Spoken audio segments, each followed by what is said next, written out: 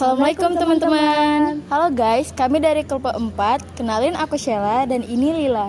Kita mau kemana nih hari ini Lila? Kita mau berkunjung ke pabrik singkong yang ada di Tempung guys. Nggak sabar kan? Yuk kita OTW. Wah, kita udah sampai aja nih. Yuk kita lihat-lihat.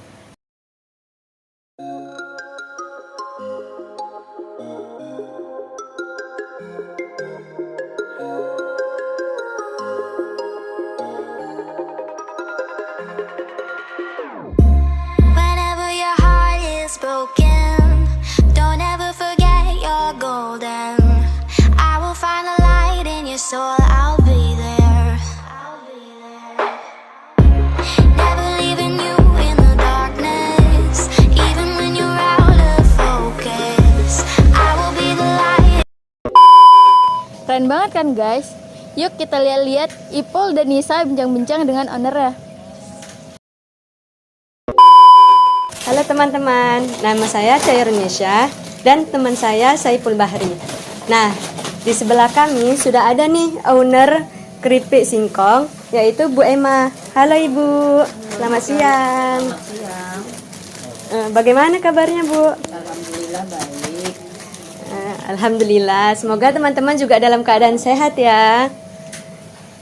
Selanjutnya kami akan menanyakan kepada Ibu Emma, yaitu tentang sudah berapa lama sih usaha keripik singkong ini dijalankan?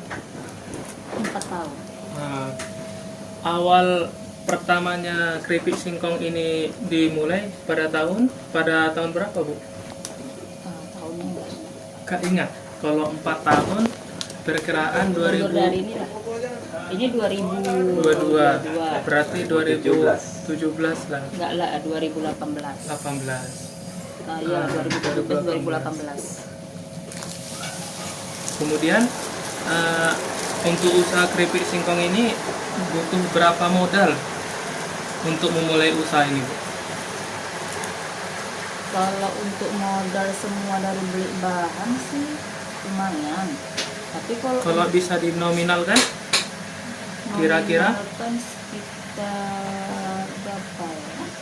Hampir 10, paling Juta. ya, 10 juta. paling inilah.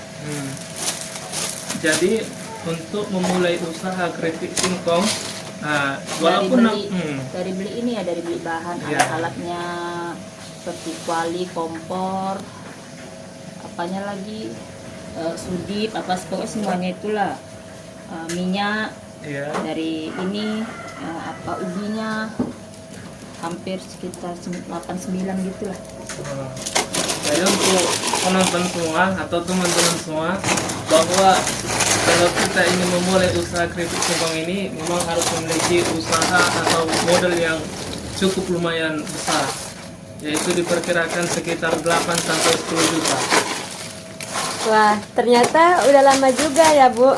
Dan modal yang dibutuhkan itu apa? Nggak sedikit gitu ya kan. Namanya juga usaha ya kan Bu, pasti nggak tentang enaknya aja yang kita dapat. Nah, jadi pertanyaan yang ketiga, apa sih suka duka Ibu itu dalam menjalankan usaha ini dari awal itu kan sampai sekarang ini bisa sebesar ini? Ini suka duka dari segi apa? Di segi entah pas pemasaran, Dukanya lah ya, Iya. banyak dukanya. Dukanya itu kalau tiba keripik ini dipulangkan sama reseller, berarti dia kan mungkin dia di tempat dia jualan sunyi. ya, Jadi sunyi udah seminggu 2 minggu gitu nggak laku, dipulangkannya. mau juga Bu gitu ya. Sebagian reseller mau gitu, kecuali kalau yang kontan dia nggak Iya, iya, iya. memulangkannya. Cuman kita kebanyakan nitip ke Oh, warung-warung ya.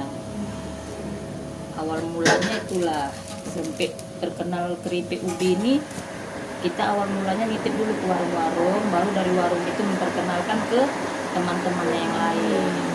oh, Jadi kalau kita nitip nggak laku, orang itu pulangkan, kita harus terima. iya, iya. Itu sudah resiko lah ya. Nah, jadi dalam menjalankan usaha itu banyak juga suka dukanya teman-teman. Jadi nggak enaknya aja. Nah, selanjutnya Bu, kan sudah hampir 2 tahun ini kan Bu, COVID itu kan.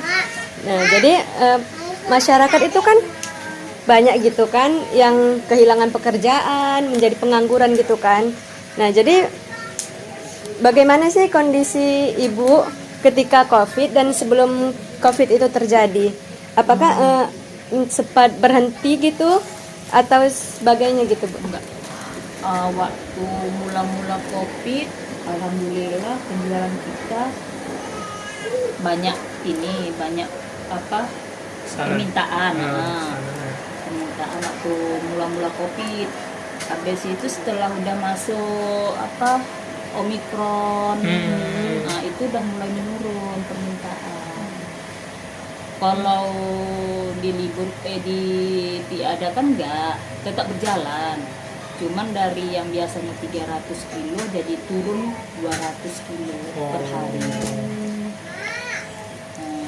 Berarti ada ininya juga ya kan Bu, ada rugi. Selanjutnya kira-kira berapa banyak sih Bu perharinya ketika COVID itu terjadi dan sesudahnya gitu, dan pendapatan bersihnya itu per bulan berapa gitu? COVID terjadi ya. Itu COVID terjadi hasil atau apa?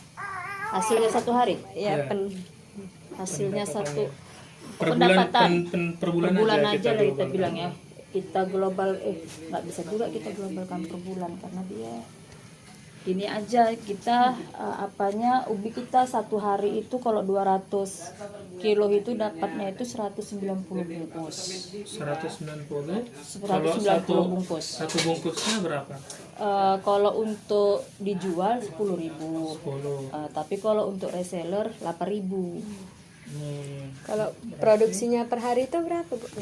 190 bungkus Berarti 8 kali 190 berapa Nisa? bungkus. Itu masih Banyak, kotornya. Banyak ya. Hasilnya banyak jauh.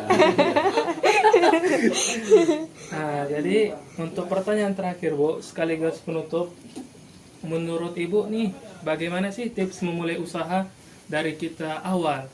Bagaimana sih tipsnya dari merintis awal usaha ini? Apa-apa aja yang dilakukan sampai hingga saat ini? Udah awalnya itu kita ini meletak ke warung-warung. Meletak ke warung-warung, habis itu kita kasih lah, kita bilang lah Bu, kita bisa numpang jualan di sini. Nah, setelahnya sama ibu pengambilan ibu sama kami 8.000, ibu bisa jual 10.000, jadi untungnya sama ibu 2.000 gitu.